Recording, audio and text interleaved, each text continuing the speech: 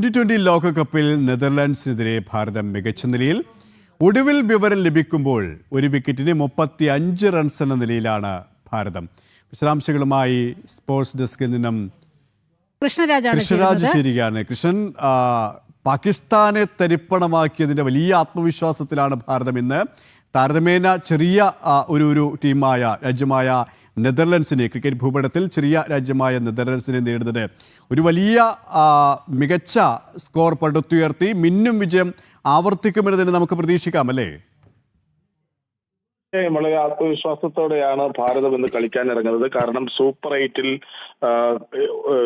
പ്രവേശിച്ചു കഴിഞ്ഞ ടീമിന് ഇന്ന് അനായാസം കളി ജയിക്കുക എന്ന ലക്ഷ്യമേ ഉള്ളൂ. അധിക സമ്മർദ്ദങ്ങൾക്കൊന്നും വഴങ്ങാതെ മികച്ച പ്രകടനം കാഴ്ചവെക്കുകയാണ് ലക്ഷ്യം. അതുകൊണ്ടാണ് ടോസ് കിട്ടിയ ഉടൻ ബാറ്റിംഗ് തിരഞ്ഞെടുക്കുന്നു എന്ന് ക്യാപ്റ്റൻ സൂര്യകുമാർ യാദവ് പറഞ്ഞത്.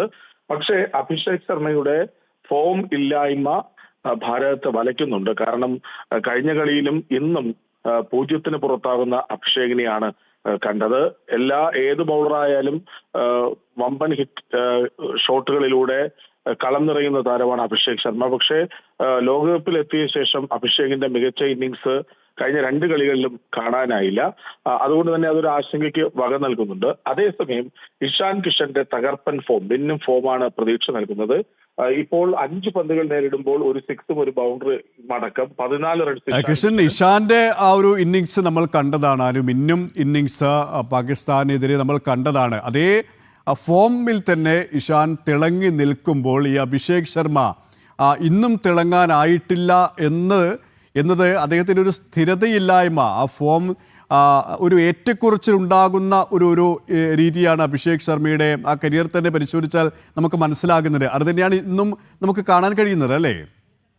തീർച്ചയായും ഒരു വീരേന്ദ്ര സെവാഗിനെ അനുസ്മരിപ്പിക്കുന്ന പ്രകടനമാണ് പലപ്പോഴും അഭിഷേക് ശർമ്മ കാഴ്ചവെക്കാറ്. പക്ഷെ വീരേന്ദ്ര സെവാഗ് കുറച്ചുകൂടി അഗ്രസീവ് ആണോ എന്ന് ചോദിച്ചാൽ അഭിഷേക് ശർമ്മയുടെ അത്ര അഗ്രസീവ് അല്ല. പക്ഷെ അഭിഷേക് ശർമ്മയേക്കാൾ കൺസിസ്റ്റന്റ് ആയ ഒരു പ്ലെയർ ആയിരുന്നു വീരേന്ദ്ര സെവാഗ്. പക്ഷെ അഭിഷേക് ശർമ്മ കളിക്കുമ്പോൾ ഏറ്റവും മികച്ച പ്രകടനം പുറത്തെടുക്കുകയും അല്ലാത്തപ്പോൾ വളരെ പെട്ടെന്ന് പുറത്താവുകയും ചെയ്യുന്ന കാഴ്ചയാണ്. പക്ഷെ അത് തന്നെയാണ് ഭാരതം അഭിഷേകിനെ ഏൽപ്പിച്ചിരിക്കുന്ന ഡ്യൂട്ടിയും എന്ന് വേണമെങ്കിൽ പറയാം. കാരണം ഏത് പന്തായാലും അതിർത്തിക്കപ്പുറത്തേക്ക് പായിക്കുക, മികച്ച തുടക്കം നൽകുക, അതാണ് അഭിഷേകിന്റെ റോൾ. അഭിഷേക് സൂപ്പർ 8-ലേക്ക് വരുമ്പോഴേക്കും മികച്ച പ്രകടനം കാഴ്ചവെക്കും എന്ന് തന്നെ കരുതാം. ഏതായാലും ഇപ്പോൾ തിലക് വർമ്മയും ഇഷാൻ കിഷനും ബാറ്റ് ചെയ്യുന്നുണ്ട്. ഇന്ത്യൻ ടീമിൽ 2 മാറ്റങ്ങളാണ് ഇത് വന്നിട്ടുള്ളത്. കുൽദീപിന് പകരം അർഷ്ദീപ് സിംഗ് ടീമിലേക്ക് തിരിച്ചെത്തിയിട്ടുണ്ട്. അതുപോലെ തന്നെ വാഷിംഗ്ടൺ സുന്ദർ അക്ഷർ പട്ടേലിന് പകരവും ടീമിലെത്തിയിട്ടുണ്ട്. അതായത് സൂപ്പർ 8-ലേക്ക് കടക്കുന്നതിന് മുൻപ് പരമാവധി താരങ്ങളെ കളിപ്പിക്കുക, അതിൽ മികച്ച ഒരു ടീമാക്കി സൂപ്പർ 8-ലേക്ക് കളിക്കാനിറങ്ങുക, അതാവും ലക്ഷ്യം. 22-ന് ദക്ഷിണാഫ്രിക്ക, 26-ന് സിംബാബ്വെ, മാർച്ച് 1-ന് വെസ്റ്റ് ഇൻഡീസ്. ഈ 3 ടീമുകളുമായിട്ടാണ് സൂപ്പർ 8-ൽ ഭാരതത്തിന്റെ മത്സരങ്ങൾ. കൃഷ്ണൻ പറഞ്ഞ പോലെ തന്നെ സൂപ്പർ 8-ൽ കൂടുതൽ സന്തുലിതമായ ഒരു ടീം, അതുകൊണ്ട് തന്നെ മാറിയുള്ള ഒരു പരീക്ഷണം. പക്ഷേ അവിടെ ഈ ഇഷാന്റെ മികച്ച ഇന്നിങ്സ്, ആ സ്ഥിരത, അഭിഷേക് ശർമ്മയുടെ ആ സ്ഥിരത ഇല്ലായ്മ ഈ വീരേന്ദ്ര സെവാഗിനെ ഓർമ്മിപ്പിക്കുന്ന ഒരു ഇന്നിങ്സാണ് എല്ലാ സമയവും ഈ അഭിഷേകിന്റെ ഭാഗത്തിനുണ്ട്. അതായത് കൂറ്റൻ അടികളുടെ ഒന്നുകിൽ 4 അല്ലെങ്കിൽ 6 അങ്ങനെ നോക്കുന്ന ഒരു ഇന്നിങ്സിന് തുടക്കമിടാനാണ് അഭിഷേക് എല്ലായ്പ്പോഴും ശ്രമിക്കുക. പക്ഷേ ചില നേരങ്ങളിൽ ദൗർഭാഗ്യം വിടാതെ പിന്തുടരാറുമുണ്ട്. ഈ 2 മത്സരങ്ങൾ വിലയിരുത്തുമ്പോൾ അതാണ് നമുക്ക് കാണാൻ സാധിക്കുന്നത്. ഒപ്പം ഈ ബാറ്റിങ്ങിൽ ഈ അഭിഷേക് ശർമ്മ ഒന്ന് പരാജയപ്പെട്ട് കഴിഞ്ഞാലും ഇനി മുന്നോട്ടുള്ളത് അത്രയും സുശക്തമായ ഒരു നീണ്ട നിര തന്നെയാണ്. ഇനി ബൗളിങ്ങിലേക്ക് വരുമ്പോൾ സ്പിന്നും സ്പീസും ഏത് തരത്തിലാണ്?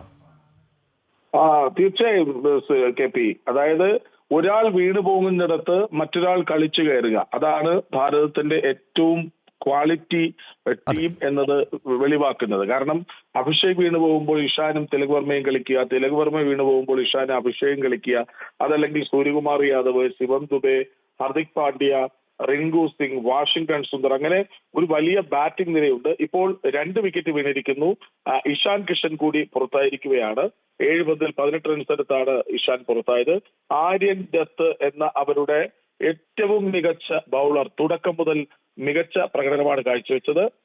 2.3 ഓവറുകൾ പിന്നിടുമ്പോൾ 13 റൺസ് മാത്രം വഴങ്ങി ഇഷാന്റെയും അഭിഷേക് ശർമ്മയുടെയും വിക്കറ്റുകളാണ് എടുത്തത് എന്ന് നോക്കണം. അതായത് ഏറ്റവും ടോപ്പ് ക്വാളിറ്റി 2020 ബാറ്റേഴ്സ് 2 പേരെയാണ് ആര്യൻ ദത്ത് പുറത്താക്കിയത്. പക്ഷെ സൂര്യകുമാർ ക്രീസിൽ എത്തിയിട്ടുണ്ട്. ഹർദിക് പാണ്ഡ്യയും ശിവദുബൈയും റിങ്കു സിംഗും വാഷിംഗ്ടൺ സുന്ദറും വരാനിരിക്കുന്നു. ഇനി ബൗളിംഗിലേക്ക് വന്നാൽ ജസ്പ്രീത് ബുംറ എന്ന ലോക ക്രിക്കറ്റിലെ ചുരുങ്ങിയ കാലം കൊണ്ട് ഇതിഹാസ താരമായ ഒരു ബൗളർ നമുക്കുണ്ട് എന്നോർക്കണം. ഒപ്പം ഇപ്പോൾ എടുത്തു പറയാവുന്ന T20 ക്രിക്കറ്റിലെ top quality spinner Varun Chakravarthy. ഒരുപക്ഷെ അശ്വിന് ശേഷം ഇന്ത്യ കണ്ട ഏറ്റവും മികച്ച ഓഫ് സ്പിന്നറാണ് വരുൺ ചക്രവർത്തി. വരുൺ ചക്രവർത്തിയുടെ ബൗളിംഗ്, വാഷിംഗ്ടൺ സുന്ദറിന്റെ മികച്ച ബൗളിംഗ്, T20 ഏറ്റവും മികച്ച ബൗളർമാരിൽ ഒരാളായ ആർഷ്ദീപ് സിംഗ്. ഇനി ഓൾറൗണ്ടർമാരായ ഹർദിക് പാണ്ഡ്യയും ശിവൻ ദുബെയും നമുക്കറിയാനുണ്ട്. റിങ്കു സിംഗും തിലക് വർമ്മയും പാർട്ട് ടൈം ബൗളേഴ്സ് ആണ്. അഭിഷേക് ശർമ്മയും ബൗൾ ചെയ്യും. അങ്ങനെ ടോട്ടലി ഒരു ഓൾറൗണ്ടേഴ്സ് ടീം കൂടിയാണ് നമ്മുടേത് എന്നോർക്കണം. കൂട്ടത്തിൽ മികച്ച ക്യാപ്റ്റനായി സൂര്യകുമാർ കൂടി എത്തുമ്പോഴേക്കും ഇന്ത്യയുടെ മുന്നേറ്റം സാധ്യമാകും എന്ന പ്രതീക്ഷ തന്നെയാണ് ആരാധകർക്കുള്ളത്. തന്നെയാണ്. ഏതായാലും ഒരു മിന്നും ജയം തന്നെ ഭാരതം ഇന്നും സ്വന്തമാക്കുമെന്ന് തന്നെ നമുക്ക് കരുതാം. അതായത് അഭിഷേക് ശർമ്മ ഇന്നും തിളങ്ങാൻ സാധിച്ചിട്ട്, പക്ഷേ ഇഷാന്റെ ഇന്നിങ്സ് ഉണ്ട്. ഇനിയും ഒരു വലിയ നിര, സുശക്തമായൊരു ബാറ്റിംഗ് നിര തന്നെയാണുള്ളത്. ഒപ്പം ബൗളിങ്ങിലേക്ക് വരുമ്പോഴും വരുൺ ചക്രവർത്തിയും ബുംറയും അടക്കം ഒരു കൊടുങ്കാറ്റായി അണിടിക്കാൻ പാകത്തിലുള്ള ഒരു ടീം, സന്തുലിതമായ ടീം തന്നെയാണുള്ളത്. ഏതായാലും മത്സരത്തിൽ ഒരു വിജയം വീണ്ടും ഭാരതത്തെ തേടി എത്തുകയാണ് എന്ന് തന്നെ നമുക്ക് പ്രതീക്ഷിക്കാം.